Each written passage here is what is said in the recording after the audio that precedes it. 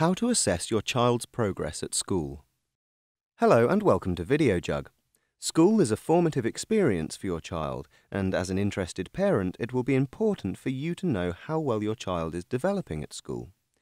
We've come to Anson Primary School in London and spoken to head teacher Jeff Smith to help you navigate the maze of school reports, test results, and school-age development. Step 1. The school report. The school report is more like a summative report. In other words, it's something that tends to happen towards the end of an academic year, and it encapsulates the progress that has been achieved during the course of the year by the child. So it will quite often deal with the academic progress. It'll also perhaps deal with the personal social development of the child, and this will enable the parents to have an overview of progress during the course of the year. Some schools might provide a follow-up once they've given out their end-of-year reports. They might then follow that up with a parents' evening so that parents can come and discuss any issues that have been raised in the reports. It can often be a formal conclusion to an end-of-year's work. Step 2. Self-assessment. The older children get, the more easy it is for them to become involved in assessing their own work. So when children initially start at, say, nursery and reception, they won't be able to undertake a massive input in assessing their own progress. However, they can identify things that they couldn't do a while ago and they can do now. And again, teachers will often put in strategies to enable the children to identify whether they're on task, whether they've managed to master the work, or whether they're still struggling with the task at hand.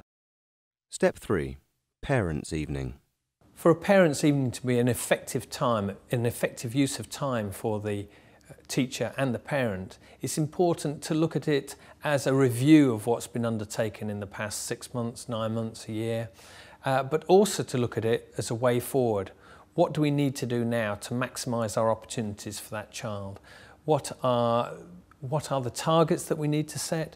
Are there any particular areas we need to focus in on at school? Are there any particular areas we need to focus in on at home in order to address any particular areas for development?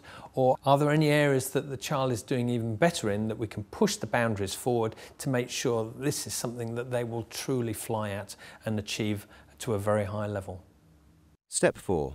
Personal development. A school shouldn't just be focusing on academic achievement. They should be looking at the whole child, their social development, their behavioural development, their spiritual development, as well as their emotional and physical development. Step 5. Feedback. When a child enters a school, a lot of schools will spend time investing time with the parents, discussing where their particular child is at this moment in time. It's very important that parents are clear about the various levels of progress that they've made so that they can give that information to the teachers, which this will inform their teaching so that it ensures that there's no time wasted going over things that the child might already understand, or making sure that the child isn't provided with work that's too difficult for the child to undertake, so that it's matched more appropriate to the child's needs. During the course of the year, it might be appropriate to inform the school a particular instance that have happened, or if there's certain things that a child has found that might be impacting on their teaching and learning. It just keeps the teacher informed and enables them to take these things into account. For instance, a child could be going through a period of not sleeping very well, and just a word to the teacher would then inform them so that when the child starts getting a bit slow or sleepy, then the teacher can deal with it in an appropriate way. Step 6. Involvement. It's important to be aware that a child's learning is not just done within the school walls.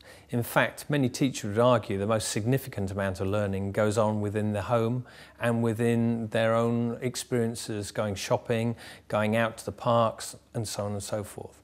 It's very important that the home builds on the skills that are undertaken at school, and it's also important that the school builds on the skills and work that's been undertaken at home. So a dialogue between the school and the home is essential.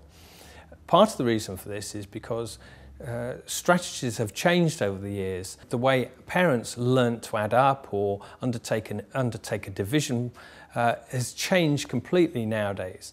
And it's good that parents understand the new processes and how they're taught, so then when they help their children at home, they use the same procedures that are used at school. So there's a consistency of approach and it doesn't confuse the children anymore. Done.